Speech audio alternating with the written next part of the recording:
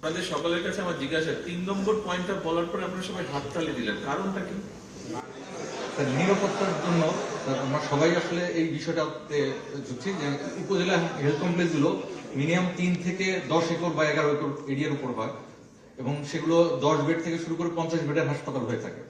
এখানে চিকিৎসক সংখ্যা সাধারণত 8 থেকে 10 জন থেকে শুরু করে 30 থেকে 40 জন চিকিৎসক কাজ করে, নার্স স্টাফ মিলে প্রায় অ্যারাউন্ড 100 থেকে 300 স্টাফ কাজ করেন এবং এখানে রোগীর সংখ্যা উপজেলা ভিত্তিক ভিন্ন ভিন্ন, প্রচুর রোগী হয়। যেমন আমার ধামরাইয়ের যদি উদাহরণ দেই, প্রতিদিন অ্যারাউন্ড 1200 থেকে 1400 রোগী আসেন বহির্বিভাগের চিকিৎসা নিতে। এই বিপুল সংখ্যক এই লোকজন আনাগোনা এবং এই বিশাল এরিয়া প্রোটেকশনের জন্য কোনো ধরনের নিরাপত্তার ব্যবস্থা নাই। যদিও একজন বা দুজনের কর্মীর ব্যাপার থাকলেও, নিরাপত্তা কর্মীর স্থান থাকলেও তাদের হয়তো চাকরি শেষ হয়ে গেছে আর কেউ নিয়োগ হয়নি, এরকম ম্যাক্সিমাম জায়গায় আমার ধামরাই সহ 492টি উপজেলার ম্যাক্সিমাম জায়গায় নিরাপত্তা কর্মী নেই।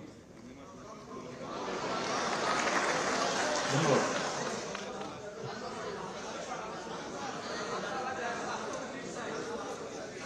স্বাস্থ্য পুলিশ অথবা আনসার সদস্য দিলে হয়তো ওই প্রোটেকশনটার ব্যাপারটা ঠিক।